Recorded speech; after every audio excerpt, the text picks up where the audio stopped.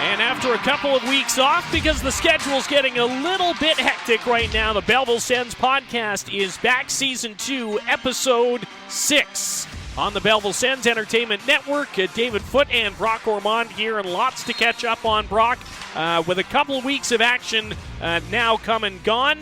Not a great week last week. We will touch on what went wrong, and looking further back as well, we'll talk about a little bit of success that the Senators saw against the Syracuse Crunch and the Cleveland Monsters a week ago. Thanks for tuning in, everyone. Before we get going, we'll remind you to please rate and review the podcast, subscribe wherever you're listening to it, and help us out. Do us a bit of a favor as we move on through the 23-24 AHL season. Sens currently, as they sit, have lost 3 games in a row, but again, we'll talk about that in a little bit here, Brock. Let's start first with a couple of weeks back, because we never got to talk about the 3-2 shootout win over the Syracuse Crunch, the military night defeat 4-2 to the Cleveland Monsters, and then the overtime thriller on our first Sunday fun day of the season on November 12th, a 2-1 win over the Monsters. That was a week, 3 divisional games. Sens pick up 2 of 3 victories, and everything seemed to be going pretty well at that point for Belleville just before the parent club left for Europe. Yeah, it was a great run for those couple of games. Tough game on the Friday night against the Cleveland Monsters, but then they come back and, like you said, an absolutely thrilling victory. Lots of chances back and forth. Both goaltenders were outstanding. And Levi Marilainen and Pavel Cheyenne of Cleveland just dueled for better part of 60-plus minutes, and then Angus Crookshank finished it off. Nice little pass out, kicked it from skate to stick, aimed where he wanted to go, and then beats Cheyenne low on the blocker side to send the fans into a frenzy. It was a great day, lots of kids out, which you were hoping for, and it was an outstanding game. And then, of course, the shootout victory as well on the 8th against the Syracuse Crunch. Just another thrilling game back and forth. Josh Curry coming through with a nice goal in the shootout, and the Syracuse Crunch always give a good effort, especially when they come in here to CAA Arena. Belleville and Syracuse have had some outstanding matchups in this building over the course of about 6 seasons. And you come in here and you know what to expect with a divisional rival team. And the Belleville Sens match Syracuse's effort and compete level, and they found a way to pull out the victory. In between, though, a bit of a tough loss. Similar to what we're going to talk about with this next week against Manitoba. Cleveland got off strong, went up 4-0, and then Belleville chipped away a bit with 2 late goals, but in the end it was too little too late, and Dave Bell's talked about starting on time in the past, and a lot of coaches in hockey really preach that, starting on time. If you're not going to score early on, at the very least, put in the effort and try to compile as many shots as possible. But in the end, Cleveland just did an outstanding job of boxing them out. And then Belleville found a way after a day off to kind of recuperate and then recover and sort of remap where they wanted to go against that Monsters team. And it paid off with an overtime victory on the Sunday. Yeah, they got their payback on the Monsters in an overtime thriller. Angus Crookshank, as you mentioned, the overtime hero. Igor Sokolov scoring late in the first period, throwing the monkey off his back because he's not scoring a lot. And I don't know how much we want to lean into that being a source of the lack of results of late, because you're not going to lay it all on one player, but for sure the Senators would like to see Igor Sokolov start to tickle the twine a little bit more. I know Dave Bell has told us he'd like Igor to start shooting a little bit. He's alternating games with points. Is kind of the simple way that I break it down with him. He did the same thing a lot last year where he'd go an assist one game and then nothing, and then a goal and then nothing, and then maybe another assist. And that's kind of the same pattern that he's on right now, but he's got to find that game-to-game consistency, I think, if this club really wants to be successful. Yeah, and when he's scoring, usually the team's winning, and right now Igor Sokolov is not scoring and the team has lost 3 in a row. So maybe there's a bit of a correlation there, but like you said, you can't pin it on one guy because there's guys like Crookshank, like Reinhardt, like Yuri Smejko who's starting to pile the goals now. You got a bunch of guys in the depth department that can really come through as well. So for Igor Sokolov to be the only guy that has to score to carry the team in his back, really not a fair assessment, but he definitely would be behooved to score some and to really, like Dave Bell says, just shoot more. And he's got a great shot, one of the best in the AHL. It's just all about finding ways to get in position and use it. And it seems like opposing teams are keying in on him because they know that he's a 20-goal scorer in the AHL. They know what he's capable of, and coming into this season. It seems like they've kind of keyed in on him and really patched him up to try and keep him off the board.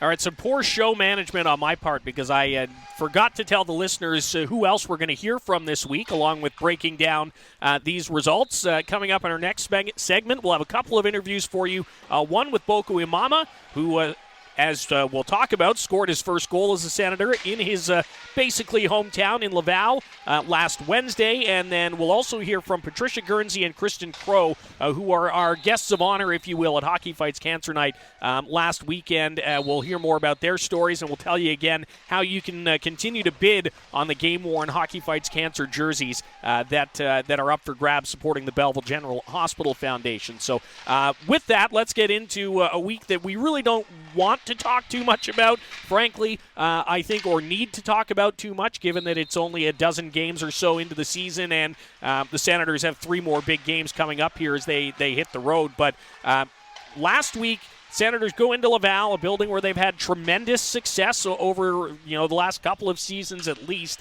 And, boy, do they ever come out hot. They jump out to a 4-0 lead. And Boko Imama, as I mentioned, gets his first goal as a Belleville Senator. Matt Boucher has a couple of points in the first period. Everything is rolling Belleville's way. And then it all kind of came crashing down as that game continued out in Laval. Yeah, and it's kind of a shock to say the least. I mean, you're never expecting something like that to happen, but 4 goals up in the first period against a Laval team that's always been chippy and competitive against Belleville. And then, so the Sens think they're doing pretty well, but that's all of a sudden what happens when you get complacent, maybe let off the gas pedal. And I'm not at all suggesting Belleville got complacent, but because Dave Bell will always hammer that point home, that you got to be paying attention to detail all the time. Pretend like the score is 0-0 or 1-0 at all times. Don't let things get too far ahead of you. And then what ends up happening, Laval comes storming back and scores 6 unanswered goals to win it. The Rocket are a pesky team. They showed that here in the home opener back on the 21st of October. In a very close game. They were never out of it at all by any means. It was a 5-4 game, and even right to the bitter end, they got a late goal, and they kept pushing and shoving to get to that tying marker. They couldn't do it. And the Laval Rocket are a team that's going to be very interesting to watch come forward this season.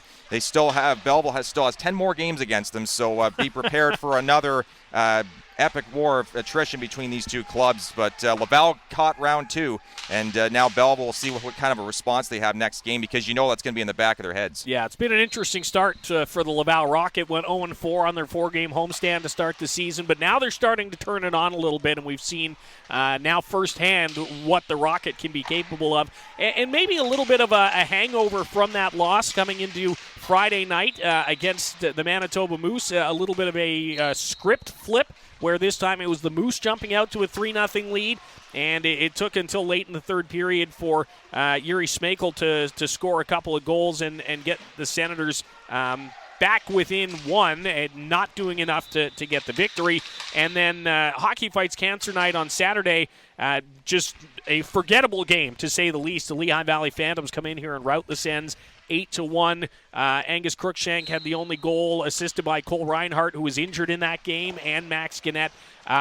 Just all in all, not a great week for the Senators. And I think one of the things we have to remind ourselves is that, A, these things happen. Teams go through slumps, and it's more about how you break out of those slumps. And then, B, there's a lot of hockey left to play, like 60 games still just around that to go here. So there's plenty of time for the ship to be righted. We are far from panic mode right now. Oh, absolutely. And Belleville's a type of team that can get hot late in the season, too. So keep that in mind when we get to March and April. At least back in the era of Troy Mann, when it seemed like every year it was always February, March, and April were the 3 strongest months for the Belleville Sens. So still a ways to go from that. But Belleville can do themselves a favor by picking up a couple of much-needed points this weekend, and we'll talk about that down the line here. But the Belleville Sens, yeah, it was a tough week, and again, nice, much like the Cleveland game, and we alluded to it on Saturday night too. Nice comeback, nice resolve from that group against the Manitoba Moose, who are always a tough team again.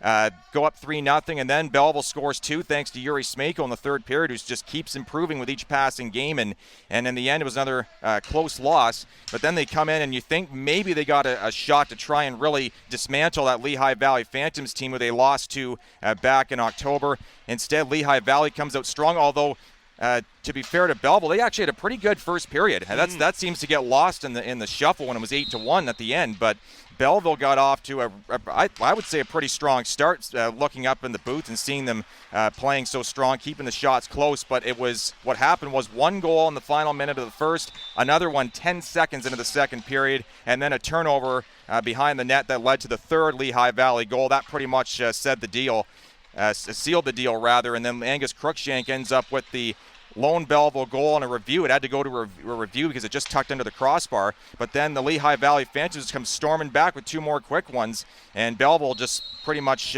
I don't want to say folded, but it was tough. But in that third period, when Lehigh Valley just came at them in waves, and in the end, the Sens just could not find an answer for a Lehigh Valley Phantoms team. It's really starting to come on now, and of course, AHL Player of the Week Tanner Lashinsky leading the way with a couple of goals too. Yeah, he was outstanding for the Phantoms. Lehigh Valley takes both games from Belleville in fairly convincing fashion, and if we're looking for upsides, we don't have to see Lehigh Valley Phantoms anymore this year, except, of course, perhaps come playoff time should that work out. At the end of the week now, the Senators are second last in the division. They drop down to sixth, just ahead of the Laval Rocket by a couple of points. They are technically tied with the Utica Comets for fifth, and then if you want to change things even more, they're technically only third. Syracuse, Toronto, and Rochester sitting atop the division with 18 points. Cleveland at 17, Utica and Belleville at 13, and Laval at 11. As of the recording of this podcast, which is November the 22nd, Max Gannett has jumped into the lead as Belleville's points leader with 12, and he also leads the team in assists with 11. Angus Crookshank, the team goal-scoring leader again. He's got 5. 3 power play goals for Igor Sokolov, a shorty each for Angus Crookshank and Zach Ostapchuk. The top plus-minus of active players is Tyler Clevin. Taryn Fizer and Brendan Saulnier are also +2, but they're both out injured. And Matt Sogard retakes the lead in all 3 of the goaltending categories: wins, goals against, save percentage, after an uncharacteristic tough week for Levi Merilainen. Maybe we'll touch on that when we come back from the break. We'll talk about some player performances specifically. We'll hear from Boko Imama after scoring his first goal as a Senator. We'll also hear from Kristin Crowe and Patricia Guernsey about Hockey Fights Cancer Night. And we will get you set as well this week for the upcoming games in Hartford, Bridgeport, and Utica. Stay with us on the Belleville Sens podcast. This is episode 6 of season 2 on the Belleville Sens Entertainment Network.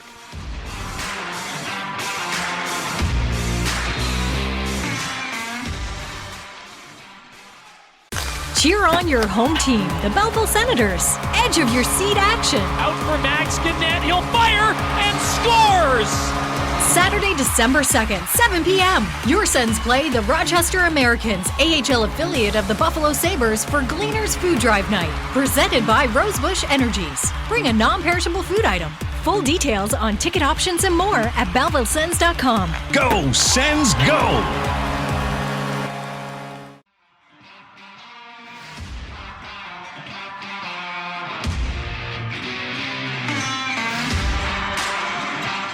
Continuing on, episode 6, season 2 of the Belleville Sens podcast. Again, please subscribe to the show wherever you're listening.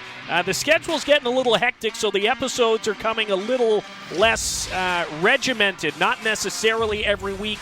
Including this coming week, we likely won't have a podcast because the Sens are on the road with a couple days in Utica, and Brock is going to be back here. So we'll have to wait till we come home to record the show. But again, subscribe to the show so you don't miss an episode whenever we do have them. Toss us a rating and a review as well. That would be much appreciated. We spent segment 1 breaking down the last couple weeks of action, since again it's been a few weeks since we had a show, and now we want to highlight a couple of player performances and play some interviews for you. Again, you'll hear from Boko Imama in this segment, and you'll hear as well from Kristin Crowe and Patricia Guernsey from our Hockey Fights Cancer game last Saturday, which was a massive success, just not on the ice. Not a great game against the Lehigh Valley Phantoms, as we discussed. Let's maybe start, though, with Levi Merilainen. We mentioned him right before the break there, Brock. This is a guy who, coming into last week, had not lost in regulation time in his American Hockey League career. He was basically the number 1 guy, with Matt Sogard being called up to Ottawa. Should mention that in all of that madness last week. Matt Sogard, Matthew Highmore, Jacob Larson were all recalled to Ottawa to go to Sweden with the Sens on their NHL Global Series trip. And Ottawa, of course, had a great trip, picked up 4 points over there. And the Belleville Sens, different result.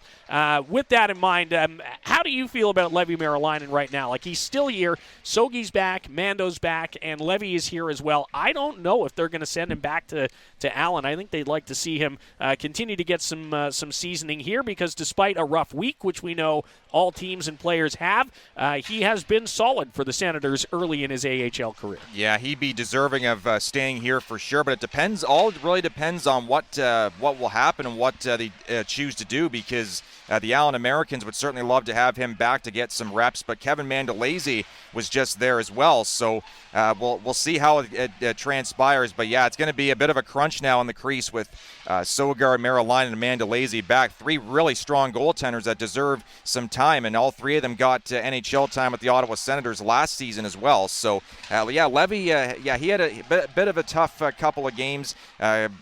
Was the victim of that comeback by the Laval Rocket on Wednesday, and then Saturday against Lehigh Valley, 5 goals in 40 minutes. And he made a couple of great saves, and that shouldn't get lost in it. He made one nice diving stop going over to the post on a power play, I believe, to keep the Lehigh Valley Phantoms off. But the Phantoms' offense was just way, way too strong, and they found a way to get through. And but Levi, it's all about playing in his first full pro season. It's here in Belleville. It's tough to kind of come to grips with all the ups and downs and the peaks and valleys you go through. But for Levi Merilainen, he's a smart goaltender, knows how to win. He's done it throughout his whole life and career, and so it's all about just trying to learn now from Sogard and Mandolese, and I think that'll really benefit him to be the third string guy, but he's still got to get some starts too, so it'll be interesting to see what Dave Bell does, if he elects to go with the third wheel type of system for the goalies, or if he elects to talk with management and see if he can't get Levi some time and Allen to really develop and season himself. Well, and just the way that things have gone with injuries, etc., like, I wouldn't be surprised if Belleville just carries 3 goaltenders, especially on this road trip. The team is traveling on long trips with 2 buses, so it's not as much of an issue in terms of the space and things like that. So, for my money, I would guesstimate that Levi Merilainen sticks here in Belleville for a little bit. And, again, that could change. We don't really know, but our best guess anyway is that Belleville will probably roll with 3 goaltenders, because you got 3 guys who are capable of winning games. You might as well, share the love a little bit, share the workload, because as we say, the schedule is getting into that daunting time of year, about a dozen games, I think, coming up in December, so that might be a smart move. Another guy who's starting to round into form, and I think it has a lot to do with how much playing time he's getting in comparison to what he was before, is Boko Imama. He's played in about 6 straight games now. I think that's the longest stretch he's had this year. One guy who's really kind of been stuck in the shuffle of the Senators' veteran issue. And if you haven't tuned in much this season, again, the AHL will only let teams dress 6 players that have played in 260 professional games or more, and that's NHL, AHL, Europe. It all counts. And because of that, with more than 6 veterans, Boko Imama ended up being the odd man out. Well, he's played in a stretch of games. He's had points in back-to-back games over that stretch, and I think we're really starting to see the type of player that Boko Imama is in, and what he really can add in more than just the toughness dimension to this roster. Yeah, he's starting to round into form pretty nicely, and he's got that big, heavy body that he can use down low, along the boards, in the corners, and really grind it out. And he really helps his line mates, too. That creates some extra space for his guys where they can free flow around and move the puck well, because of his ability to get in those dirty areas. And he can chip in with some points, too. It's not like he's just out there to crash and bang. He can contribute on the score sheet as well. And Boko Imama, a guy that has a great story, and we've talked about it before. Great story getting to the NHL, coming from Quebec, and then being from outside of North America as well, coming to Canada and really finding his way in hockey and finding his way through the NHL and AHL. Got his first goal last year with the Arizona Coyotes, and remember seeing his family on those highlight packs sitting in the stands cheering him on, and they look so proud. And And I think mom was there, dad, sisters, aunts, uncles, grandparents, they were all there. And Boko Imama, you can definitely tell that family unit that he has really has led him along very well. And on and off the ice, he can find ways to be successful, and he's shown that already with Belleville. Well, why don't we hear from the Montreal native? Boko Imama took some time before the game on Friday to chat. So this is following his first goal as a Belleville Senator Wednesday. We'll talk a little bit about dealing with a loss like that for himself personally, dealing with that issue of too many veterans, and a little bit more. So here is Sens forward Boko Imama on Season 2, Episode 6 of the Belleville Sens podcast. Belleville Sens game day. We're with Sens forward Boko Imama, who scored his first Belleville goal in Laval the other day. Thanks for taking a few minutes, man. Appreciate it. My pleasure. Let's talk about that goal first of all. The game did not go how you guys wanted, but you get to score your first in the red, black, and white. You get to do it right around the corner from home as well. That must have been a nice feeling for you. For sure, absolutely a nice feeling to get a goal in front of family, in front of friends. Especially on the home field, it's always special, and it's kind of nice to make them proud. Yeah, you spent so much time playing on the Western Conference, first time into Laval, I assume for you, right? Yeah, exactly. First time, actually, the whole division. It's pretty much a first for me, even though I've been around for 7 years now. But I'm just enjoying it, and taking a lot of pleasure of playing closer to home. We'll talk a little East Coast versus West Coast in a couple minutes. Last thought on Wednesday's game, just as one of the leaders on this group, how do you guys kind of process the way that game shook down and how you move forward from that? For sure, we take a lot of responsibility for it, especially being up, 4 goals early in the game. We just got to make sure that those things doesn't happen, and we just stay disciplined for 60 minutes. Again, you are a leader on this group. You were brought in for that reason. Tell us a little bit about why the Senators seem to be the right fit for you this year. Yeah, absolutely. I feel like their team identity kind of, match with mine, and I just want to play where I'm wanted, and I feel like this offseason, the Senators, they're the team that was showing a lot of entrance, so I was more than happy to just come and defend the Scholars. A couple connections here as well. Dave Bell from your time in Ontario, Matt Highmore from going back to junior. That must help as well with the transition and settling in. Yeah, most definitely. Obviously, a lot of respect for both of them. Obviously, Matthew Highmore. He's just a lifetime friend. We won the Cup back in juniors together. We went through, great moments, and same with Bellsy. I just have a lot of respect for him. For the men he is, for the coach he is, and it's always nice to kind of, especially with your coach, it's kind of nice to get along with him. Yeah, for sure. It's an interesting situation here that we haven't had in a few years with the number of veteran players. That's something that you obviously knew coming in. You're getting a stretch of consistent play now. How do you kind of handle that, the in and out and the number of veteran players on the roster as one of those guys? Yeah, you just got to be a pro, right? And you got to control the controllables. Obviously, it's not nice, kind of being in that position. Obviously, you want to play every game as a competitor, but hey, you got to be a pro and control what you can. And obviously, you're seeing some dividends with a consistent stretch of games here right now. Absolutely. Obviously, it helps with the confidence. It just helps with the momentum. But it's still early in the year, so I'm just keep on working to just keep on finding my game and bringing my game to the next level. And obviously still trying to make that next jump in your career, make the National Hockey League. How would you kind of put your career into words to this point? Absolutely. Look, it's been a journey, but I'm still very, very hungry for it. I'm not giving up. Some days could be tougher, but yeah, at the end of the day, I get to live my dream every day, so I'm just focusing on that.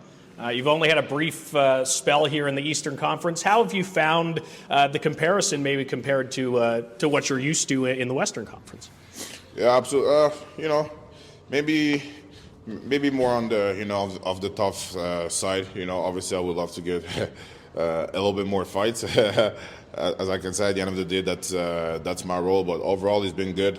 It's a great division. It's nice to play in a colder atmosphere. You know, sometimes down west it didn't feel like a hockey season with all those palm trees and all that, but it just it's good to be back to what I'm used to. Yeah, and we'll see about you had, 8 more meetings with Laval still. You got to see Toronto a whole bunch, so who knows? I'm sure things will heat up as the season goes on. Sure. Looking at tonight and I guess just moving forward through the weekend, what does your team need to do to be successful here and to right the ship from Wednesday's loss?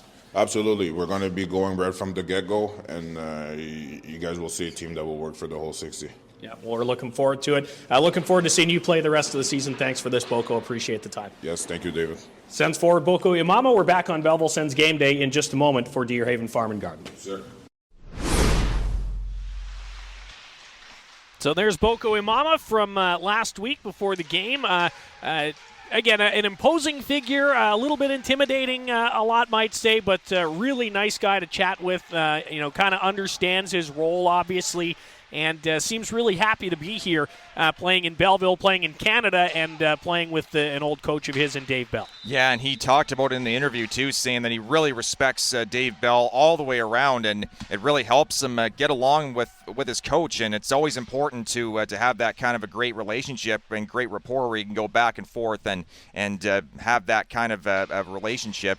And Boko Imama, of course, parents emigrated from the Congo, Democratic Republic of the Congo. So Boko was able to get an opportunity to play hockey in Canada, in Montreal, no less, which is a rabid market for the Rocket, the Canadians, all sorts of hockey. And Boko Imama has been given his opportunity, and it's great to see him thrive here with the Belleville Sens. And he even said, too, like he said to you, he's happy to be in a place where it feels like a hockey season after coming from Arizona, where, yeah, definitely a little bit warmer than here during the winter, that's for sure. But he's really enjoying his time in Belleville, and you could sense that he wants to contribute a lot more and be an impact player for this Belleville team. He might be the only person, the first that I've talked to for sure, that has said, yeah, I'll trade the sunshine in December for the snow. I was surprised to hear that, but hey, we're happy to have him. Again, he's one of those guys that you want on your team, not against you, so really looking forward to seeing how Boko Imama kind of builds through his Belleville Sens career. We're going to take another short break because this segment's getting a little long. When we come back, we will break down Hockey Fights Cancer Night. We'll chat with Patricia Guernsey and Kristin Crowe about their stories, and we'll tee up a couple of road games in the Atlantic Division upcoming this weekend. It's the Belleville Sens Podcast, Season 2, Episode 6. Back in a moment.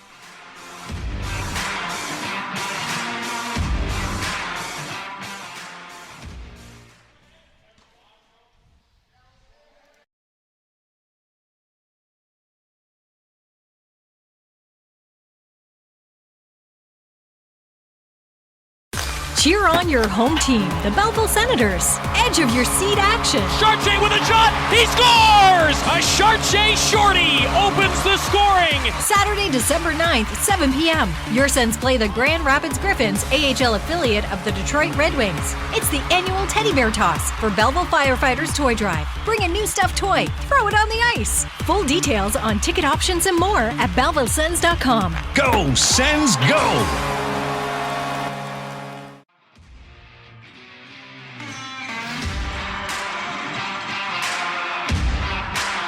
Into segment 3 of Season 2, Episode 6 of the Belleville Sens podcast. David Foote and Brock Ormond here. This will be the last segment of the show, but a little bit different structure because we are going to play another interview for you with Kristin Crowe and Patricia Guernsey, who are our guests of honor at Hockey Fights Cancer Night here on Saturday night. First of all, again, the score aside, I think Hockey Fights Cancer Night this year was a resounding success. Really good crowd. A lot of money, it seems, raised. We don't have the final totals yet from how much money was raised, but a nice night to support the Belleville General Hospital Foundation. Try to raise some money for cancer care equipment at Belleville General because, again, as we'll talk about in this interview, and as I've said before, if you've been listening regularly, the provincial government does not provide equipment to hospitals. They only pay to run the places, keep the lights on, that sort of thing. So any type of equipment in this case, cancer diagnostic equipment that you want for your local hospital. It has to be fundraised and bought locally, and that is the goal with Hockey Fights Cancer this year, to try to raise some money for the Belleville General Hospital Foundation. I think we're well on the way, but certainly more could be raised. The easiest way, I suppose, is to bid on one of those game-worn jerseys from last Saturday night. You can do that by heading to the Belleville Sens Twitter, at Belleville Sens. There should be a pinned tweet with the link to that online auction for you to get your bids in. A lot of bids already in, some jerseys without bids, and definitely that's the easiest way to get involved. If you want to make a donation, you can, of course, make donations directly to the Belleville General Hospital Foundation as well. And I think we've got a handful, and I stress that, a handful of limited edition Hockey Fights Cancer t-shirts still available for sale at the Quinte Sports and Wellness Center at the Locker Room store. So lots of ways to raise some money, but it really was a great night having Patricia and Kristin here to drop the puck and share their stories a little bit. There were plenty of other survivors in the building. It was a really great night. Yeah, it was, and nice to have the cards back as well, showing who you fight for. And for me, I know it's cancer's touched my family, and I know it's touched yours as well, David. And it's tough. It's always a tough, emotional night to be a part of, but you're glad to have been a part of it to begin with, and having Patricia and Kristin here, two very well-known people in the area here to share their stories, and some of the things that they have to go through is just unbelievable, unconscionable to still have to deal with fighting cancer and that. And one day we hope there can be a cure for it, but in the meantime, we just continue to try and help great organizations like the BGHF and help great people like Patricia and Kristin, and the jerseys were very well done. The black one's just beautiful and makes the lavender and white really stand out. There's been all lavender jerseys in the past. There's been white with lavender, and this I believe is the first year you've done black. So it's a very nice touch and looked very good. Popped on the ice and it was really well done all the way around, and hopefully those jerseys can all get sold via the auction, because that's a really nice touch. And those jerseys will be on auction until 5 p.m. Friday, December 1st, so you still got over a week to get your bids in. A nice Christmas gift, perhaps, for the Belleville Sens fan in your family. Again, the easiest way, I'd say, to get to the auction is to head to the Belleville Sens Twitter and click the link on the pinned tweet at the top of our page. That's how you'll be able to put your bids in. And if you want to learn more about why we are raising these funds, well, tune into this next interview with Patricia Guernsey and Kristin Crowe as we talk about Hockey Fights Cancer, their journeys that they're currently on in battling cancer, and why it is so important to have this equipment here at home. Patricia Guernsey and Kristin Crowe are guests next on the Belleville Sens podcast. Back on Belleville Sens game day, it is Hockey Fights Cancer night here at CAA Arena. We're raising money for the Belleville General Hospital Foundation and the Cancer Care Center at BGH, and really pleased to be joined now by a couple of local ladies who know all too well, maybe unfortunately, about the services that are offered at BGH. Patricia Guernsey and Kristin Crowe are both here in the booth. Hi, ladies. Thanks for taking some time to join us. Thank you for having us. We're happy to be here. Thanks for having us, David. Absolutely. I don't know if one of you wants to start first, maybe, but tell us just maybe a little bit about your story, maybe how you got to this point, and a little bit about the journey you've been on in this battle. Well, really, my journey was so amazing compared to most, so I'm very lucky. And, early detection means so much more to me today than what it meant to me before. When people would say, have early detection is best, I always thought, oh, it's more curable, maybe you have to go through I didn't really know what that meant. Mm-hmm. I just happened to find mine early, which was amazing. So really what that meant was surgically it was able to be removed. Mm-hmm. So fortunately for me, I didn't have to go through any chemotherapy, which, we all know nobody wants to go through that. It's just hell all on its own. Yeah. And so I was very fortunate that way. So with surgery, some care, radiation, amazing people, at the hospitals taking me through that journey, I feel like early detection, if anybody could ever find it early and do regular mammograms, like in my case, the journey is so much more, I guess what you want to say is I don't even know how to describe that. It's so easy, much more. but not the That's word, right? exactly. Yeah. It's not the word, but I feel so Best case fortunate compared to scenario. some of my friends. It's your best case scenario. Yeah. You know, 3 months later would have been a whole different issue for me. So I'm very fortunate, and I'm very thankful for that. Yeah. Yeah. How about you, Kristin? What's this been like for you? And I know both of you are doing well right now, right? And again, credit to the folks at BGH for the work that they've been able to do. How has having, I guess, these services close to home helped you, Kristin? It's huge. It's extremely important. I've been battling breast cancer since 2009 was my first diagnosis. Wow. And I've been under the care of Dr. Levesque in the oncology clinic here at Belleville General Hospital since 2009. Very different journey than Patricia, and love you, sister. We have a different connection now. We certainly do, and I'm so thankful that you're in the situation you are. Very different than Patricia. I have had metastasis twice now. So once to my lungs in 2017, and just recently, earlier this year, metastasis to my brain. This has been probably the most difficult of all. Yeah. Had some pretty major surgery, but good news is that the very large tumor that was detected in my brain in February this year came from an MRI right here, close to home, Belleville General Hospital. Right. So back in 2009, when I was first diagnosed, we didn't have MRI available in Belleville.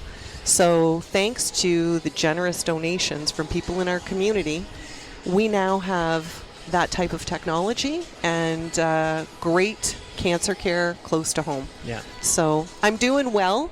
Good. However, you know, the diagnosis is stage 4 metastatic breast cancer. So it's day to day. Yeah. And today's a good day. It David. is. It is. And that's part of why we're here is very to good day. try and raise the spirits and again, help to support people like yourself that are maybe in a little bit of a tougher fight than some others. And you talk about the equipment and being able to get services close to home. And I tell people all the time, going back to my radio news days, that people don't realize, I think, that we have to pay for equipment at the hospital. And that's why this is such an important night tonight to try to raise some money to try to improve those services and that equipment that we have here to help early detection and treatment as well. Yeah, and I just want to say, like, from sitting on the hospital board foundation for many years in the past, this cancer clinic that we have now is actually so amazing compared to what we came from even 10 years ago. Oh, yeah. You would have definitely seen the difference in the growth throughout your journey, as well as my sister that, Yes. you are quite familiar with and has had many difficulties along the way as well. But the services that we had even 10 or 12 years ago compared to now is like night and day. Yep. And just having more oncologists, having the ability to do chemotherapy. For so many years, everyone had to go to Kingston. Like, it's bad enough that you have to go through that journey, but in the fact that you don't have to go to Kingston now, and these amazing people in our community have raised money over the years and need to keep continuing to do that constantly to make that grow, has made at least a little bit of a difference when you have a difficult journey to have at least be close to home. Yeah. And that's made a huge difference for us in our community. Agreed. Couldn't agree with you more, Patricia. Yeah, obviously you feel the same way. Yeah. Well, I think what people don't understand, unless they've been really up close and personal with a cancer journey or another very difficult, challenging diagnosis, some sort of disease in the healthcare system, is that I know with cancer anyway, it takes over your life. It takes over your schedule. It's constant appointments with doctors, different types of treatments, surgeries. So to reiterate what Patricia is saying, to have that available really close to home makes a significant difference to the patient. Absolutely. Yeah, and that's why, again, we're so proud to be able to hold Hockey Fights Cancer Night to raise money for Belleville General Hospital. If you ladies hope that people come away from tonight with one thing or one message, what would maybe that be? For me, I'd say, please get checked, especially for women, and at any age. And if you have it in your family, early detection is obviously best. I'm living proof of it. I would rather see someone go through my journey than Kristin's any day, or anyone like her. So early detection. And thank you for the people of Quinte of always raising money and providing these services at home to be able to do these things. Yeah, and give often and give generously. Please. Belleville General Hospital Foundation distributes those funds throughout various departments, obviously within our hospital, and cancer being one, diagnostic imaging, nuclear medicine. And if you have not had to use the services at BGH, you will at some point. Yeah. For someone in your family or one of your coworkers, close friends. So give often, give generously. Yeah, I was going to say, just because you don't need the services now doesn't mean that you or somebody close to you might down the road. Kristin, Crowe, Patricia, Guernsey, thank you so much for taking the time, sharing your stories. All the best as you keep going here. Thanks so much, David. Thanks for having us. Yeah. Absolutely. And thanks to the Belleville Senators for doing this. I mean, this is amazing, and every little boost that the hospital gets is only better for the next one. And don't forget, you can head to BellevilleSens.com. You can bid on the game-worn jerseys that the guys are wearing tonight, and all the proceeds are going back to the Belleville General Hospital Foundation. So, Kristin Crowe and Patricia Guernsey, thanks to them again for their time last weekend, and we wish them the best as both of them continue their fights. It's a difficult battle for some, and those two ladies have made it seem pretty easy, even though we all know that it absolutely is not. No, and they definitely hitting on the point that it's early detection. That's the keys. Early detection can save lives, and Patricia Guernsey is living proof for sure, and Kristin continues to bravely fight her battles. So an outstanding night, and those two dropping the puck as well was a nice touch for sure. All right, before we say goodbye, let's quickly tee up this week. The Senators are headed east again to Hartford and to Bridgeport, and then they'll go to Utica, where they won't play until next Wednesday. How important of a road trip is this for the Belleville Sens? It's pretty big, to say the least. You got almost one extreme to the other between Hartford and Bridgeport. Hartford's second in the Atlantic Division with 9 wins, and that's a team that can score at will, with the likes of Brett Berard leading the way. You got Johnny Brodzinski, who's third in league scoring with 18 points. You got just a whole host of players to lead the way. And for the Wolfpack, of course, coming through the New York Rangers system, they can stack the vets for sure. Alex Belzile, who we know pretty well from the Laval Rocket, he's second in team scoring. Riley Nash, who spent time in the NHL, he's third. And then Berard, of course, in his rookie year. Brendan Othman, a World Junior gold medalist with Team Canada 2 times over. And another Peterborough Pete. And another Peterborough Pete, that's right, yeah. And also a champion with the J. Ross Robertson Cup as well.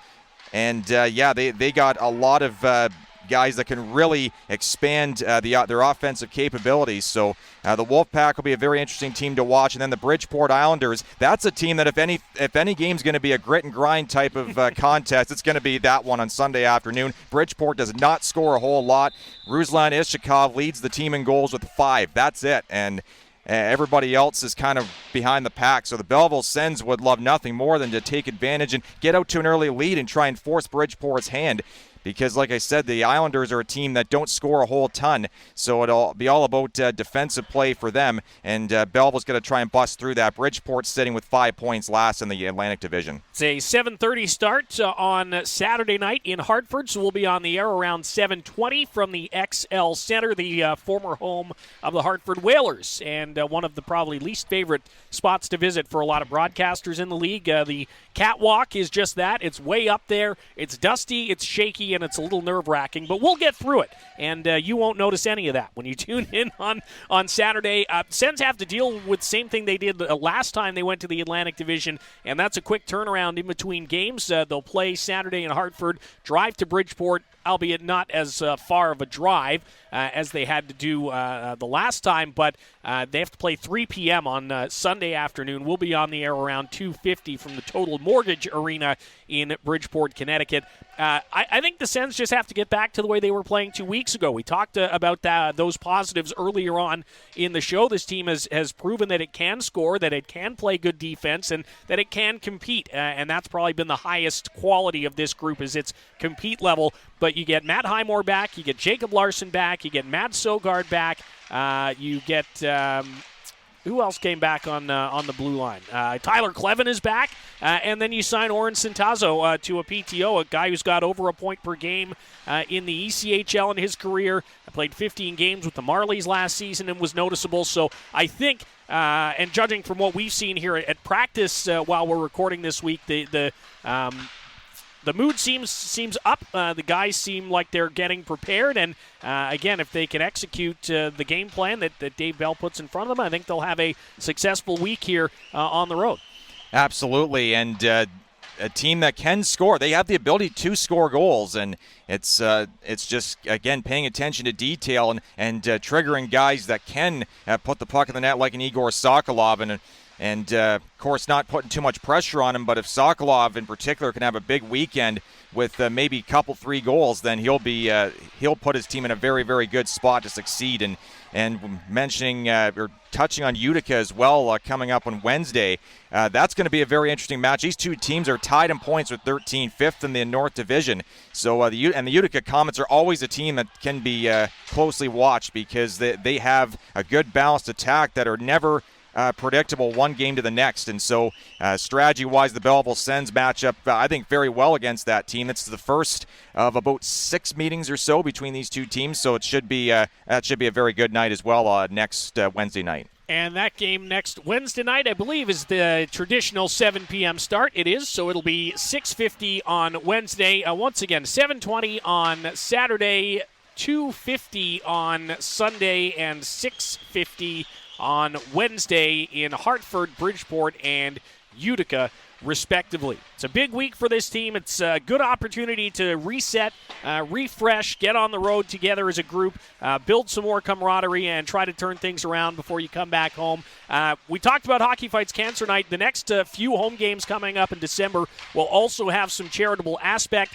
Sens return home on December the 1st. December the 2nd is Food Drive Night for Rosebush Energies, and December the 9th is Teddy Bear Toss Night, and that's supporting the Belleville Firefighters Toy Drive. One new thing for both of those games this year, for Food Drive Night, if you bring in any 2 canned items or any new stuffed toy for Teddy Bear Toss Night, you can bring either of those things in to the Belleville Sens office leading up to both those games. And if you make a donation, you'll be entered into a draw to win a Belleville Sens prize pack, which basically is a VIP package for our fan appreciation game in April. You'll get 4 glass seats, you'll get food, you'll get drinks, you'll get merch, the whole deal. All you have to do to enter that draw is make a donation either at the office or on game day, December 2nd, Food Drive Night, or December 9th, Teddy Bear Toss Night. So keep that in mind as well.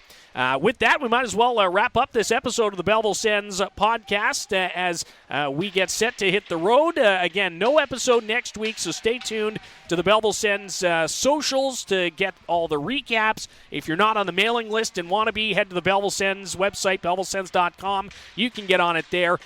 With that in mind, Brock and I will be back in a couple of weeks, and we hope you enjoyed the show here this week as well. We'll say goodbye for Brock Ormond. And again, thanks to Boko Imama, Kristin, Crowe, and Patricia Guernsey. And we wish those two, of course, all the best moving forward.